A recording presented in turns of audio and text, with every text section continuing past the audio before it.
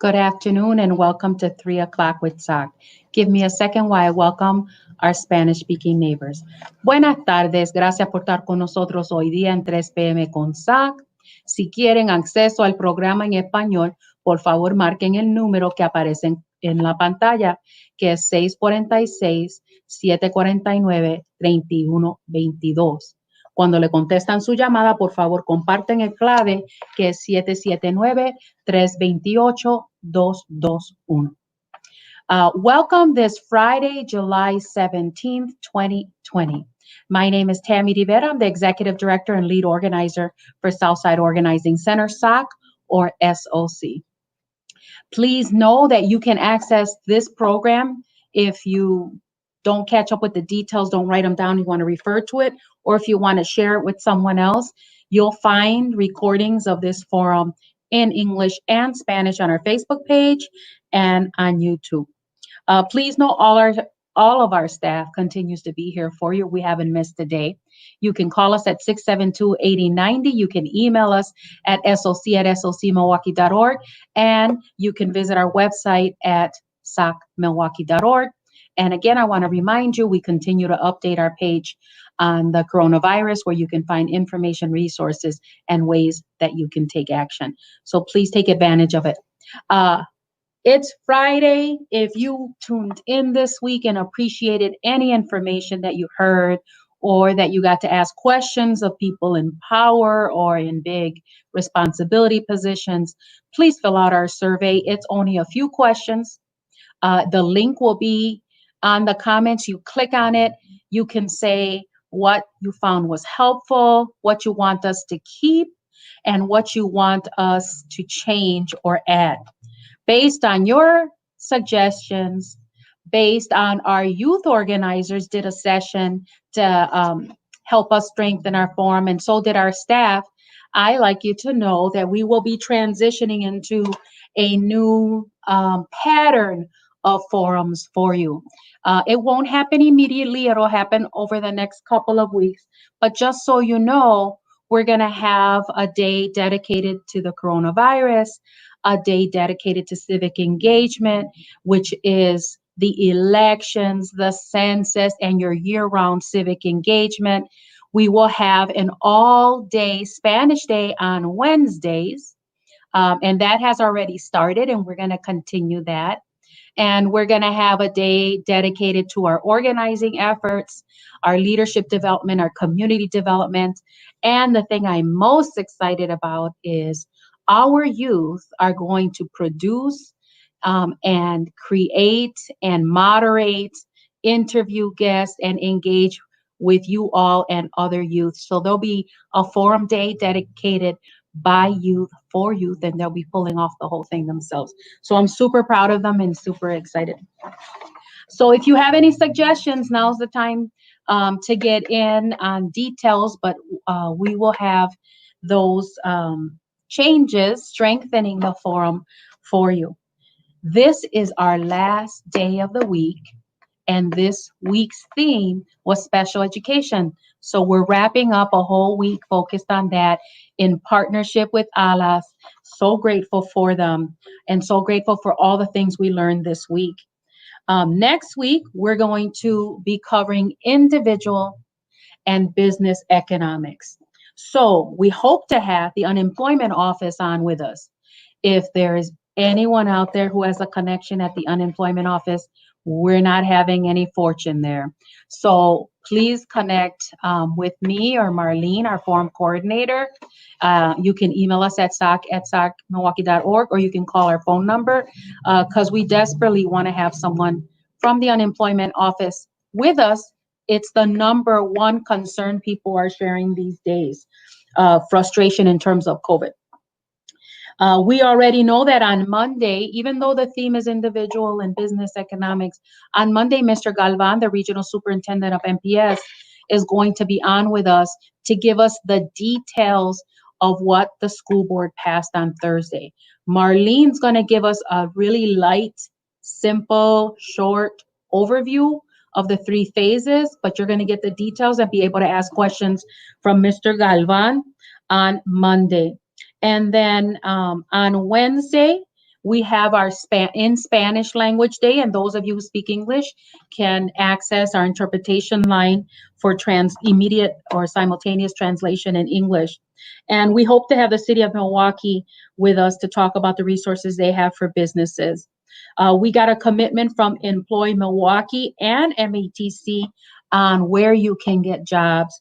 And we're partnering next week with the Latino Entrepreneurial Network, the Latino Chamber of Commerce, Nelson Solet, who will be with us to help understand this whole arena of entrepreneurship and small business. And they will be sharing their wisdom and resources and programming as well. So you don't want to miss that. I'm going to share a quick disclaimer, and then we'll dig into our critical update segment. So the views and opinions shared today don't necessarily reflect those of SOC, as we're a certain type of organization and can swim in only certain waters. So that's sort of our mandatory disclaimer we have to share with you. Folks, the only critical update that I have with you all is, if you were following, the Fire and Police Commission postponed or extended their review of Chief Morales yet again. This is the third time now. They should be done on Monday now at 5:30, and it seems like they will be able to give us public information about the decision that they made then. So stay tuned with that drama. All right, folks. We're happy to wrap up this week with the Department of Public Instruction. We have Daniel Parker with us. He is the Assistant Director of Special Education, and we welcome Daniel on to the forum for the first time. Welcome, Daniel. Nice to meet you. Hey, nice to meet you. Thank you for, it's nice to be here with SOC today. We are very glad to have you. We have learned so much this week. We had MPS Special Ed on. We had Dr. Posley, Mr. Galvan. We had Wisconsin Facets on. We had Alas, and we're wrapping up the program with the Department of Public Instruction. Awesome. So listen, we have about 25 minutes to discuss DPI special education. And so I'll give you a little heads up just to repeat. I know Marlene shared with you. We want to cover what does DPI do in terms of the system of special ed. We're learning that from all our guests. And then if you have job opportunities, because we also understand there's a huge shortage of teachers in general, bilingual teachers, special ed teachers, and other staff. And then we could just end with saying, how has COVID impacted the services that you all do? So if you could just give us an overview, talk about your role a little bit, Daniel, and then DPI special ed. Great. Again, my name's Daniel Parker. I'm one of 4 assistant directors on the special education team at the Wisconsin Department of Public Instruction. And to kind of just give you a summary of what our special education team does at the Department of Public Instruction, or DPI, one way to think of it is that we provide both a kind of procedural compliance role as well as a technical assistance role to assist schools with ensuring students with special education, that's specifically students who qualify within an individualized education program or IEP, that those students are provided with what the Individuals with Disability Education Act, or the federal law around special education, would call a free and appropriate public education. So we want to make sure that IEPs are both meeting the procedural requirement, but also making sure that those IEPs are reasonably calculated and that the services are being implemented so that students can make progress. So I like to think of our role on the special education team as both procedural but also substantive, meaning that we're focusing a little bit more on the process or the progress aspects. Just really quick, because the procedural piece is pretty straightforward. I mean, we make sure that state and federal laws are being followed. We do that in a number of ways. One of those ways is if a family or anyone on behalf of a child files a state complaint, we can look at whether the procedural pieces, whether timelines, looking at other things, making sure IEPs are written according to state and federal requirements, evaluations are being done the way that the laws say, et cetera. So that's kind of the procedural piece. But really, there's been this huge shift nationally over the last several years. I've been at DPI 9 years. I was a special education teacher, a principal, and a general education teacher the 15 years prior to that. So I've been in the field. It's my hair's getting grayer. I've been in the field a little while now.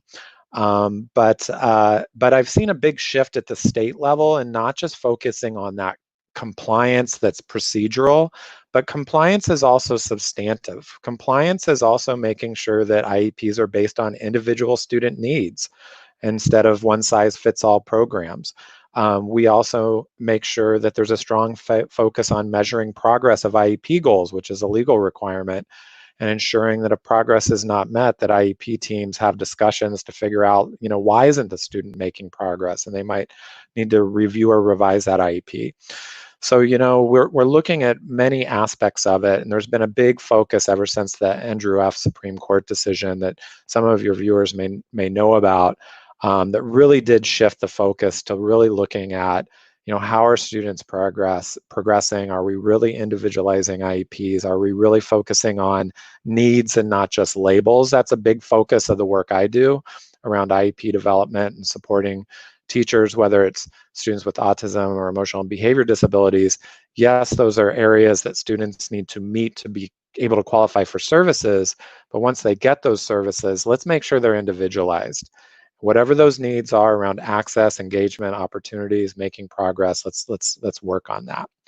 The other thing that, in addition to, we do have a procedural compliance work group that does make sure that, state and federal laws are being met. My work is a little more in supporting various grant projects and technical assistance side of the work that we do around good practice. So as a department, we also fund a lot of grants that parents, educators, anyone in the community can access. These include the Wisconsin mediation system. I'm sure Wisconsin Facets talked about that. They're a partner in that mediation system. The Wisconsin Statewide Parent Educator Initiative is a grant to help support family engagement and schools engaging families more meaningfully. We have a transition improvement grant. We have an early childhood grant. We fund the RTI Center and PBIS network grants to do a lot of work to ensure we have an equitable multi-level system of supports. We actually do some grant funding to Wisconsin Facets, who you had earlier on in the week, to do some work with Milwaukee and do some literacy supports around the state. We have a regional special education network. And we also have grants that work directly with districts to support inclusive practices or supporting neurodiverse students. And we have a grant called the Disproportionality Technical Assistance Network that does a lot of work around social justice and equity. There's a nice link to some of our grant supports. I'll put that in the chat in a minute. And then we also, the other thing I want to just mention that we do, we also sponsor a lot of supports and conferences, which a lot are virtual right now. Some of you might have heard of the Endless Possibility Conference that's coming up through UW Whitewater. It's usually in person, but Facets is a partner in that. It's geared towards families. We're a sponsor, and we have a lot of our consultants. Some of the consultants I support do presentations at that conference. The Circles of Life Conference, which is a great parent conference. Also conferences like the Inclusion Institute, Autism Society. So we're sponsors and partners with them. Foro Latino, a fantastic conference in Milwaukee, we sponsor. And I used to present there. I miss going there. I haven't been in my new job. I don't do as much of that presenting stuff, so this is fun. But some things that we don't do, although we investigate issues of noncompliance, that has to be initiated by someone on behalf of the child.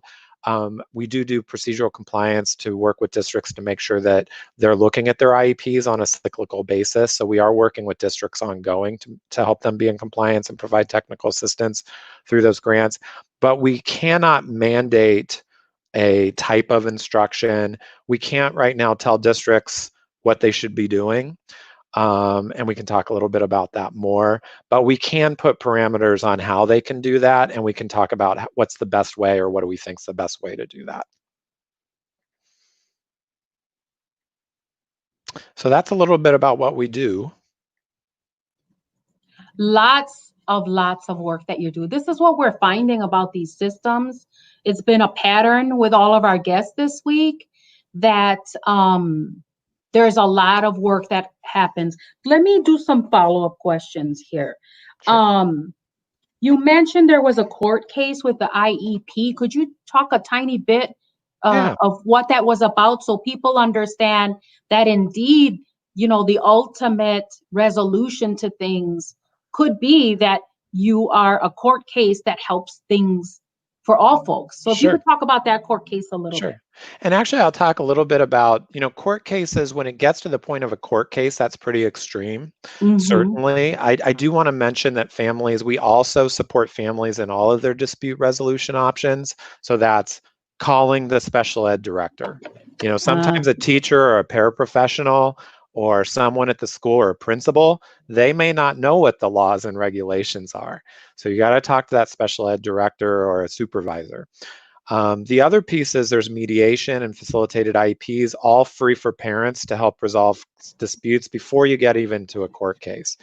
There's also filing a state complaint. That's where the department gets involved, and due process hearings. So a court case, this was a court case and it was in another state, so it wasn't in Wisconsin, but it went all the way to the Supreme Court of the United States, and it's called Endrew F, ENDREWF, so you can Google it.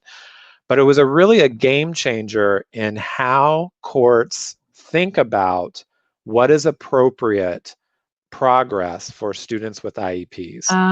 So some of the things that were happening for this young boy, Andrew, is that the IEP was basically being rewritten every year and no progress was being made. And but the school wasn't doing anything differently. And that's a big no-no. And so it really changed the focus on that schools really need to make sure that they have systems to make sure students are making progress, that all of the students' needs are being met, and that if the students aren't making progress and needs aren't being met, they should be sitting down with the family and the IEP team and problem solving and figuring out how better to do that. So it gave there was a new national standard that rose above just minimal progress is okay. And as long as the student moves from grade to grade, we're fine. They moved that standard of what is appropriate progress to be in light of the student's circumstance, meaning that it's still individual. There's no equation or calculation I can tell you of what's progress or not, but it raised the standard from just being minimal progress to being in light of that student's circumstances. And it also reinforced behavior supports just as academic supports. When you support behavior and behavior needs and communication and functional needs and social needs, students grow academically. So there was a few things that came out of that, and that's shifted how we talk about developing IEPs and doing evaluations, and kind of raise the bar on what we expect of schools and of families to support their children. And when did that take place? When did that shift take place? That court case and that shift? Ooh, I think the Andrew case was about 3 or 4 years ago. I don't remember. Okay. We have a nice bulletin, and I'll put it in the chat, called Providing Free and Appropriate Education to Students with IEPs, and it does a really nice job of talking more about this Andrew F case. And I'm going to put that in the chat right now. And then is there a separate department, or is it part of your work to reach children and families who speak other languages, like for our Latino X community who speaks Spanish? How does that work? That is a great question. So we service all families. And so we make sure to publish a lot of our documents, like special education in plain language, introduction to special education, making sure that our grant supports, like the mediation system, have opportunities for translation services, et cetera, and those types of things. Often, I'll be honest, we don't have a lot of Spanish-speaking staff. That is something we need to do better on at the Department of Public Instruction. But we certainly have ways to support those Spanish-speaking families. We do work with folks like the Wisconsin Statewide Parent Educator, or Facets, to assist families, Alianza Latina. But that is something we definitely need to do better. And it would be good if people see needs in that area to us. I would encourage you to share that with us so that I can even bring that to our leadership and share that. But, you know, just the other day we were talking about when we get calls from Spanish-speaking families who can take those calls. And we do have compliance consultants who speak Spanish, and we can do that. But certainly there's a need for more systems of support around that. And then you mentioned a couple of acronyms or abbreviations, RTI. If Yes. I could just ask you to, that there was that one, and I didn't catch the one right after that. If you Thank could just, you. yeah. Yeah. So explain it. RTI Center is called Response to Intervention, RTI, and PBIS is Positive Behavior Interventions and Supports. And in Wisconsin, we use the term Equitable Multi-Level System of Supports, or MLSS. So all of these systems, basically what this is several years ago, for both academic and behaviors, schools saw a need to have a system of how we identify students early on, get them the supports they need before we just say, oops, I think this student needs special education. It's really the work that we're doing to help schools have a system to help students early on in general education, but it moves all the way through to special education, right? So we shouldn't just say, oh, I think Johnny had a meltdown, he needs special education. We really need to say, what are we doing for all students universally? Do we have a strong curriculum? Do we have a focus on equity? Do we have good communication and leadership? Do we have good family engagement? All of that is your base of an equitable level of support. And so we have two grants, one called the RTI Center, one the PBIS Network, and they kind of work on that academic and behavioral system, and they work directly with schools to support them. Great to know. Are there costs to the services that you provide? Great question. All of our discretionary grants are free of charge. I would say majoritively, like if you go to a training or a conference, there may be a cost. Mediation system, the Wisconsin mediation system, totally free for parents. Good. Calling WISPE or Wisconsin Facets, they have their own funding from the federal, but we give them a little money. But all of those organizations, totally free. Usually the only time there's a cost is if you go to a training and they have to have a cost to pay for like the food and the meals and things. You're actually seeing those costs go down because we're not having to pay for those expenses. We have a really good grant called Supporting Neurodiverse Students, and that's for students with autism or behavior needs. That is free for parents. Any parent that wants to go to a training, we make it free for them. So a lot of them, we realize parents have additional barriers that schools don't. You know, schools have funding to pay staff to go, but we try it as our best we can for most of our grants to make it free. Same thing with our, so there's a lot of our grants that have free services and resources. Good to know. And then one last question, and then we're going to go to the audience, to our viewers, say hello. And I want to encourage you why I asked this question to all our participants, all our viewers.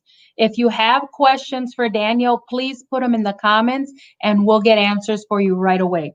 The support that you provide or the mediation, the advocacy, etc., is it available to public schools and private schools, or just to public schools?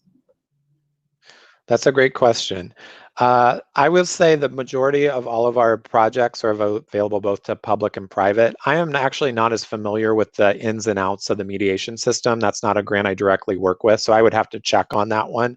But like our neurodiverse students grant, our transition improvement grant, et cetera, we do often work with public funded schools because we are a public funded agency, but most of our supports are available universally to anyone.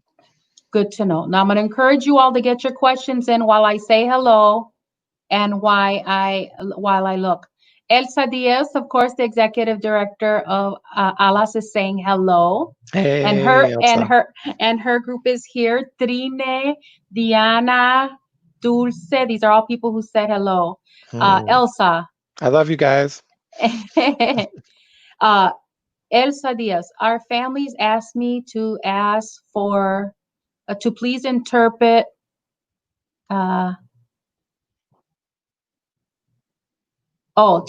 this is for Daniel. So we have a simultaneous interpretation in Spanish for all our forms. And if we do our form in Spanish and English, so they're asking for all the participants on the interpretation line to please silence their phones. Mayra says hello. Marianne says hello. Rocio says hello.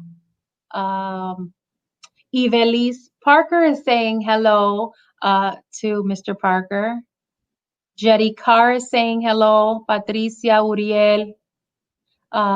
No question, folks. I find that so unusual. I'm sure you're curious about something. Why Would you you like think? me to talk about the school closures and the Yeah. all of that piece? So two more topics we have to cover, Sure. and we only have a few more minutes.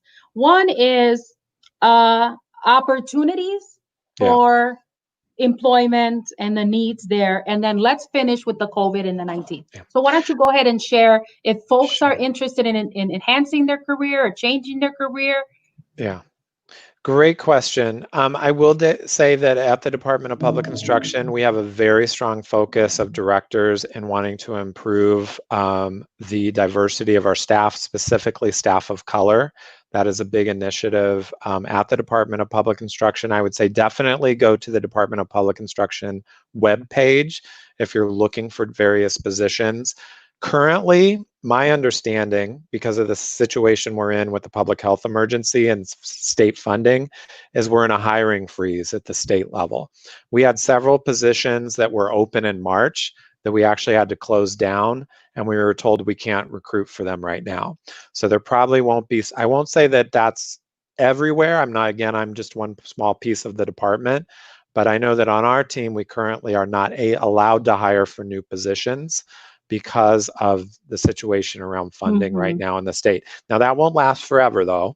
So we're really right now taking this time to say what are our hiring practices? How can we make them more equitable? How can we reach out to more diverse candidates and get more people of color working at the department specifically? I would say that hiring, teaching shortages are a national problem. We are working right now. Actually, I was in a meeting yesterday with UW, with some folks, and we're going to reach out to UW Milwaukee to see if they're interested on developing a program for the recruitment of special education teachers of color, because we know there's a teacher shortage, and it's going to be like a training program grant. So we are seeking federal grant opportunities to try to help with hiring more in the workforce, because that's a big issue. I did put a link in the chat about school funding, because a lot of the issue is school funding. And your audience should be aware that there is some good information at DPI about how the legislature determines how much funding schools get and public schools get. And that can have a lot to do with how many teachers are hired, how many social workers are hired, counselors. I know we also just sent off a big federal grant to try to hire more pupil services like school counselors and social workers and such. So, we certainly do what we can, but it's very complicated and hard. Yeah. So we know, folks, that if you're interested, there is a teacher shortage.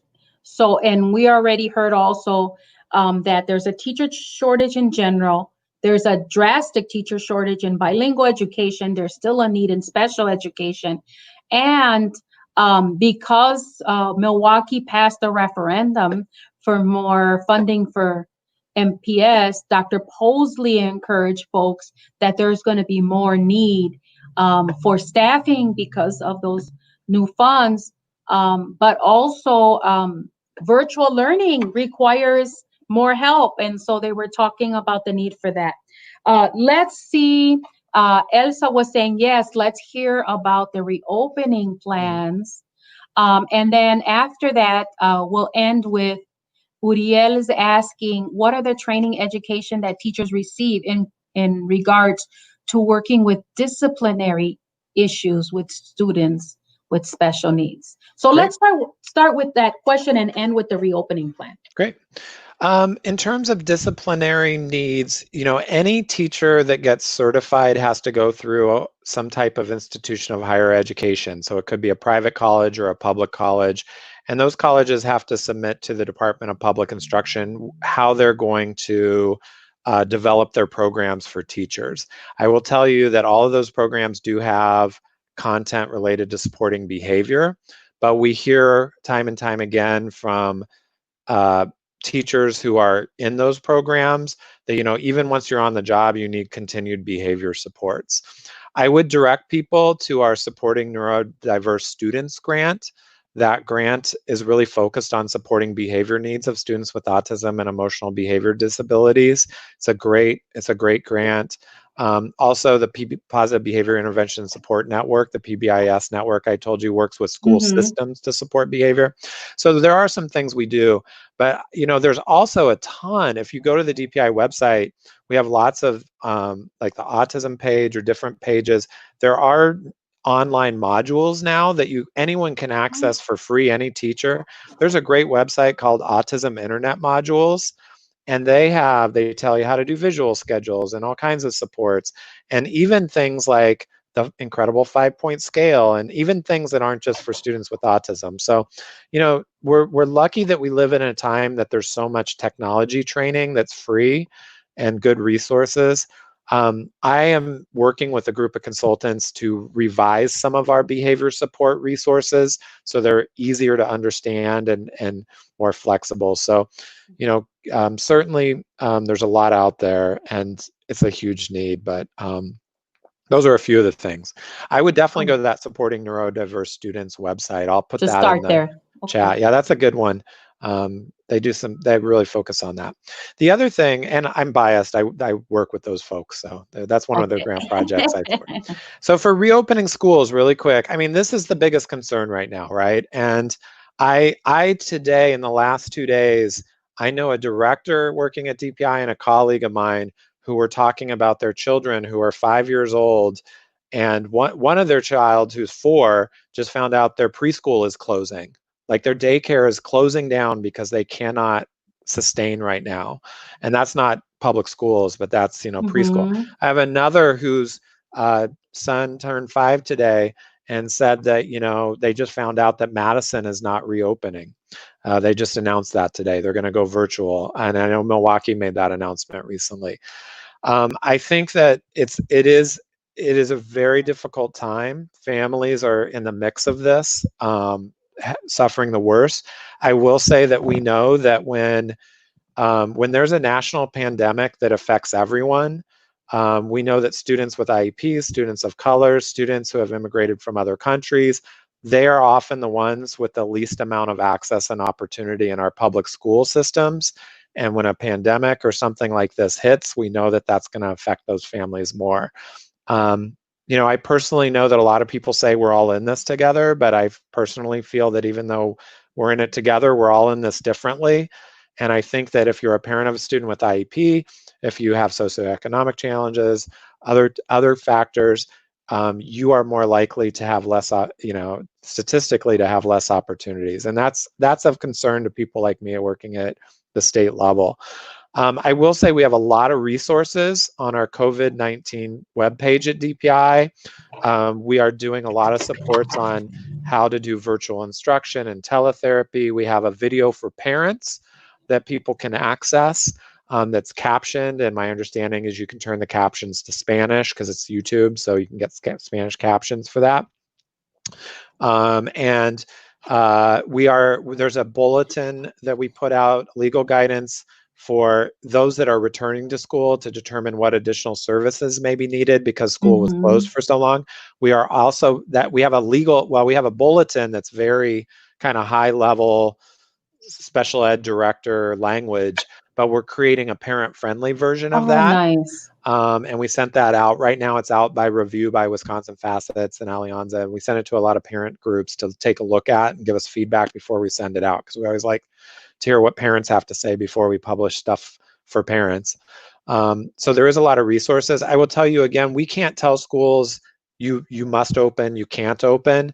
But one of the things that we talk about in special education is let's treat students with IEPs individually. Some students with IEPs sitting at home using the distance learning and the virtual, that might work perfect.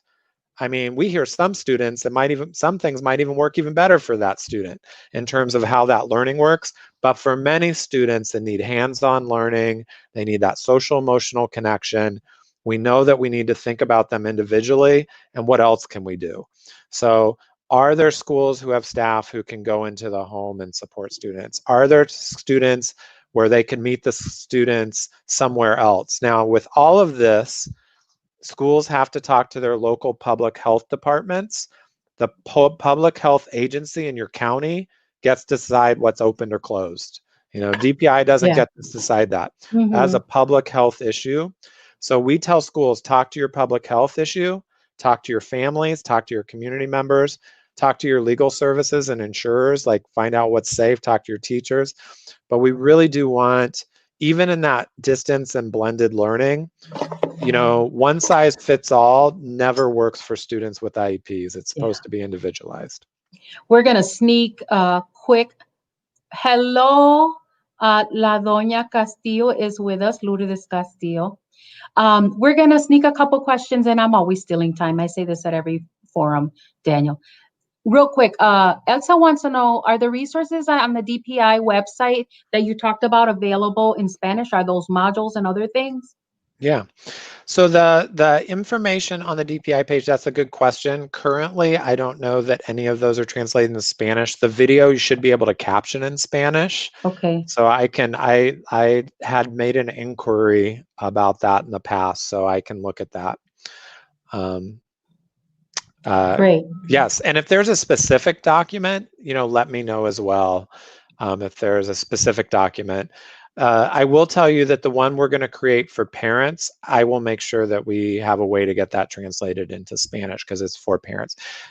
Most all the documents we create for parents, I would say all the documents we make for parents, we put into Spanish. And if you find one that we haven't, just let me know what it is and we'll put it there. Great. Can you share contact information for yourself or whoever or your department for folks, and we'll make sure they get them into the comments. The other thing I wanted to make sure that my staff heard, Daniel, is that we'll put a link on our page for parents to be able to go to your DPI page. In particular, where you say you have those training modules and those other pages. Go ahead and share the contact information, and then we'll wrap up this segment. Sure. I'm going to put the link to the Contact Special Education team. So if you click on this, it should have let me just look again. It should have the number, our main line. We have a process right now where, so this is to enter, and it also has our phone number. So I'll put our phone number in there too. All right. And we have a process right now that we developed about a year ago where we have a main team line, and based on your question, we'll get it to the person who's most appropriate to answer your question. Like, I mean, if you call me, I'll probably just have the person I know who knows the most about it answer your question anyway.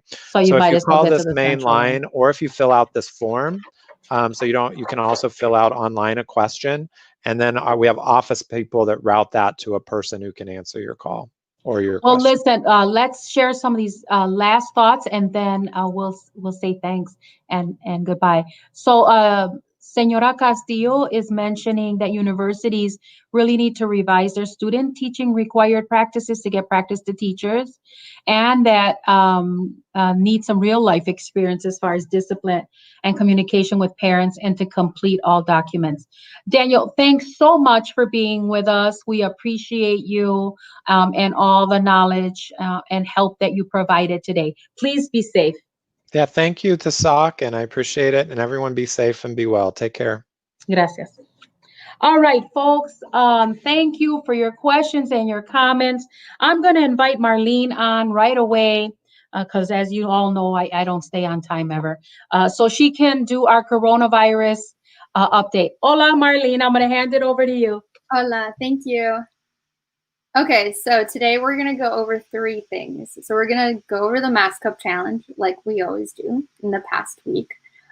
We are going to talk about the MPS school board decision to reopen for the fall or not.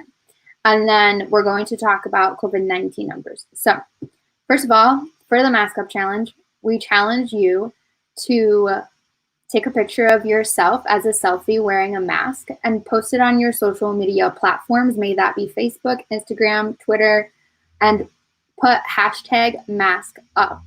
Also remember to tag UCC and also SOC for this, so then we can see your post.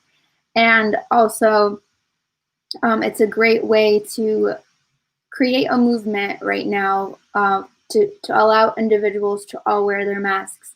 But not just that, you know, we have the mask ordinance now in place as of Thursday, and it's really important to wear your mask everywhere you go in order to protect yourself, but also to protect those around you. So now I'm going to move on to talk about the MPS school board decision. You can find this information on the MPS school board decision document that they've published on the link that we're going to share in the comments section. And they've passed 3 phases, and it's the 3-phase reopening plan. So these phases will be monitored. COVID-19 numbers will be monitored, and based on COVID-19 numbers, it will define which phase we're going to be going into. So phase 1 is full remote learning. So everything will still be virtual as it is now. Phase 2 is hybrid learning, which is a combination of virtual and in-person. And phase 3 is face-to-face learning. So for full remote learning, they're going to maintain early start of August 17th and traditional start date of September 1st on a normal school year calendar for virtual learning. So no students will be in the school buildings, and all instruction will be virtual. For the hybrid learning, students will attend school for face-to-face instruction for 2 days each week, and then the rest of the 3 days of the week will be virtual at home, and students will be provided all of their materials that they need to complete their assignments. And then the last one is face-to-face learning. So students will return to school for in-person learning, but it does depend on health and safety guidance regulations. And then there's also going to be a virtual option available to families that still don't feel comfortable having their children go back to school, you know, after COVID-19 has died down a little. So yeah, that's my update for the MPS school board decision. Let us know if you have any questions, and we can have Mr. Galvan from he's the MPS superintendent come on. He's coming on Monday, so he can answer those questions for you and we can record them. So the next update I have for you is the Milwaukee Health Department COVID-19 numbers have changed. So I wanted to share this map of Milwaukee really quickly with everyone. And I want to show that if you look all the way in the middle of Milwaukee, you see that it's extremely dark red.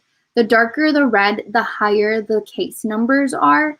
And that section is it looks like a square section right in the middle. So that is essentially the south side of Milwaukee. So Milwaukee has high rates of COVID-19 right now. And as compared to last week, I compared numbers from data off of the Milwaukee Health Department dashboard. So cases by race from last week as compared to this week, all race data numbers have increased by 1,000 cases. So for the Hispanic Latino OAX community, we went from 4,384 to 5,067. The same goes for the Black community. It went from 4,438 to 3,000.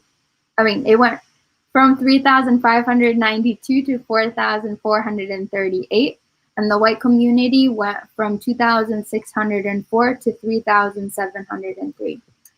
For death rates by race, all races for the white community, the Black community, and the Latino OAX community went up by 4 deaths in this past week. And then lastly, cases by age range. Again, like Miss Claire Evers shared yesterday, the highest count of individuals is from ages 20 to 29 years old, because those are the individuals that have been congregating the most. And they went up by 1,000 cases since last week. And individuals with the second highest rate are in ages 30 to 39 years old, and they went up by 600 cases. So that is all of the summary of updates that I have for you guys for today.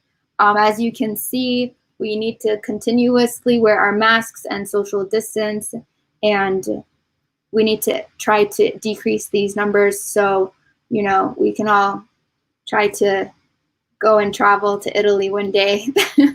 But those are all the updates I have for today. I hope everyone has a good day. Thank you, Marlene. And we're going to go right ahead into our civic engagement section. I'm going to invite Gabe, our civic engagement manager, to give us an update on civic stuff, election, and introduce her census video. Hola, Gabe. Hello.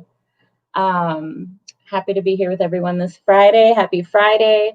I'm just going to give everyone some updates on deadlines for voting, some information that came from the committee level this week from different Common Council committees, and then do the hard to count update for the census.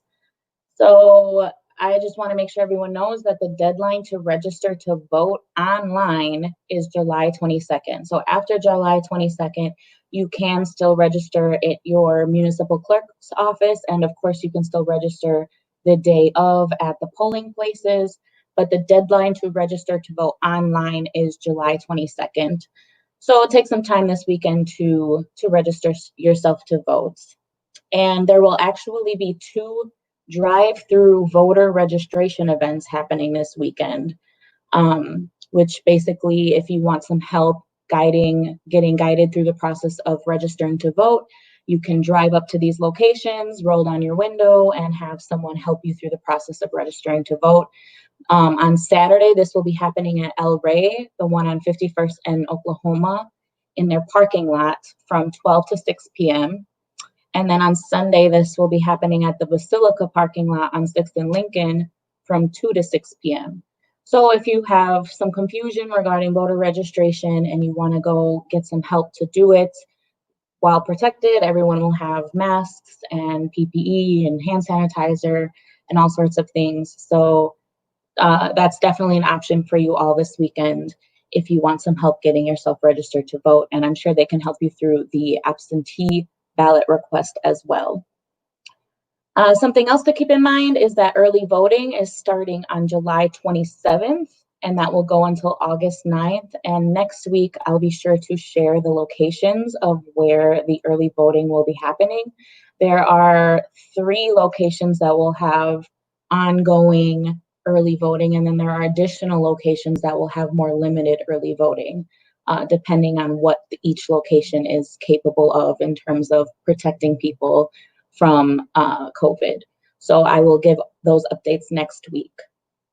And then the last day to request an absentee ballot for the August primary on the 11th is August 6th. So make sure you have your absentee ballot requests in by August 6th.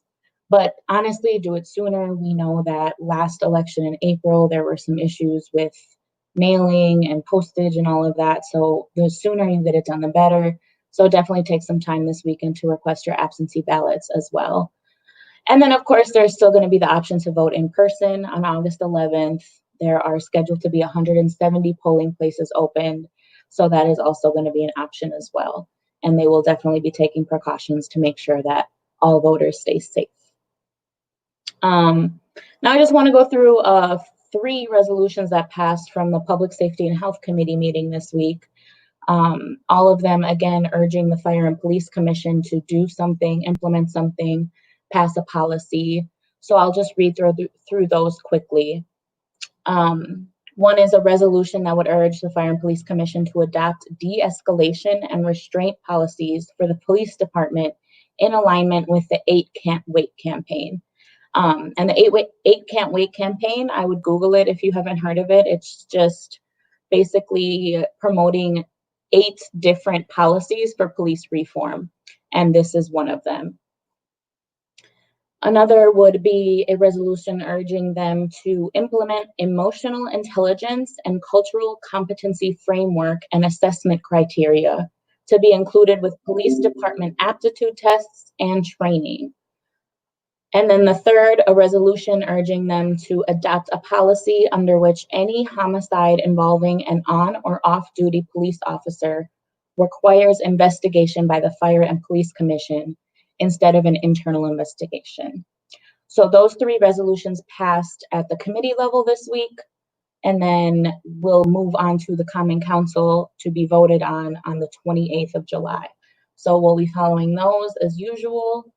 And then, of course, on Monday, we had the mask ordinance pass. So face coverings are now required in public, and all of that information is on our Facebook page. So if you're interested in learning exactly what this ordinance requires, that's on our Facebook page. But basically, just get used to leaving the house with some sort of face covering, so you will be following the law, the ordinance, when you need to be. So now we'll go into the hard to count numbers, and I will share my screen. So last week we went through these, and we'll go through them again. And I'm going to zoom. So this is, the same orange spot that we've had. None of them have turned yellow, unfortunately. But I'm going to zoom in so you all can see specifically what little blocks these all are. So you can see for this first one, this is Pierce Street up here, and down here it's Scott. And then it's 23rd to 16th. And this is at 36.7%, which, let me check the numbers from last week. That has not moved at all. So no increase at all. Then we move over here, which is 16th Street to 9th Street, same north and south boundaries, Pierce to Scott, 36.3, which actually did go up 0.2% for response rate. So that's good, going up some. Next, we have Scott to Mitchell Street, 23rd to 16th, 36.4%, which also went up 0.2% from last week. Here we have Scott to Lapham, 16th to 9th Street. That's at 33%, which did not go up at all. Next, we have, this is Mitchell to Beecher, right? Beecher, yeah. Beecher, and then 23rd to 16th. That's at 39.8%. It's almost in the yellow. That did go up 0.2%. It was at 39.6 last week. So that's good. We're almost seeing a little yellow spot right here, which is what we want to see. Over here from Lapham to Beecher, we have 37.6, which also went up 0.2%. A lot of 0.2% increases here this week. At this section, which is Lapham to Beecher, 11th Street to, what is this? Looks like 7th or 6th Street. This is 36.3%, which went up 0.3%. Over here, 37%, which did go up, which one is this? 166. Yes, this went up 0.1% from last week. Here from Beecher to Lincoln, about 23rd-ish to 16th, 34.9. That went up 0.3%.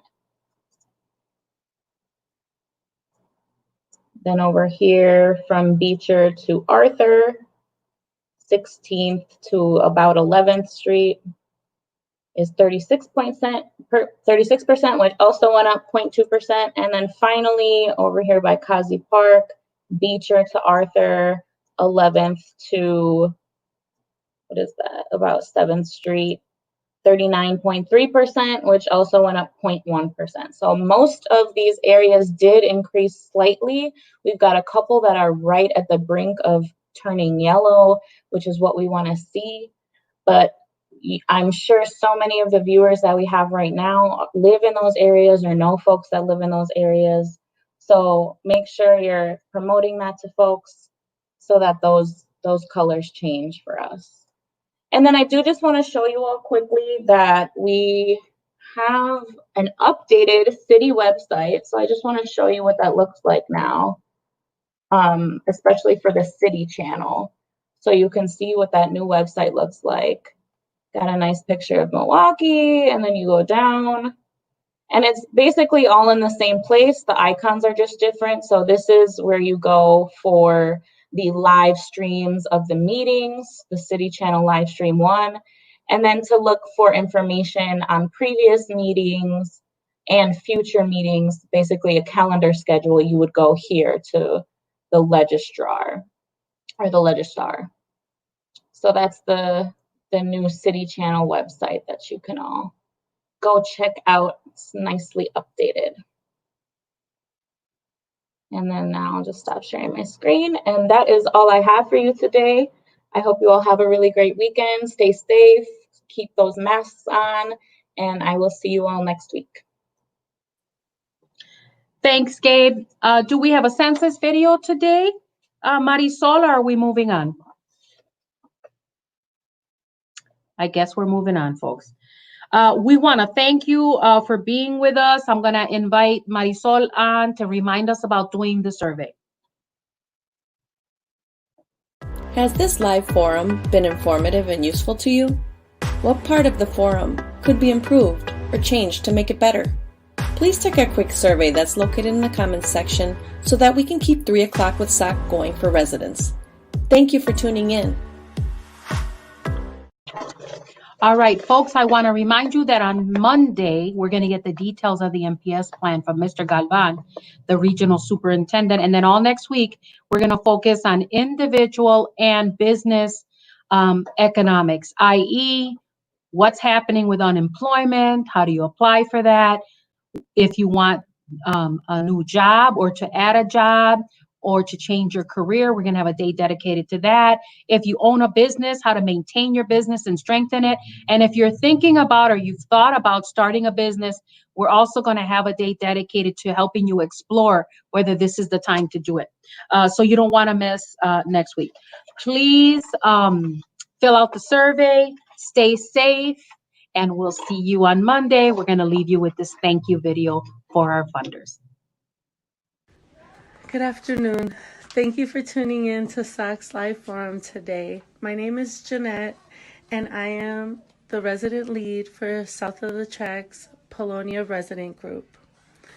Today, we'd like to thank some sponsors: Wisconsin Voices, Community Development Block Grant, Neo Philanthropy State Infrastructure Fund, Movement Voter Project, Catholic Campaign for Human Development, Zilber Foundation, City of Milwaukee Office of Violence Prevention, Tides Foundation, City of Milwaukee Promise Zones, and all the faithful individuals who support SOC through their personal donations.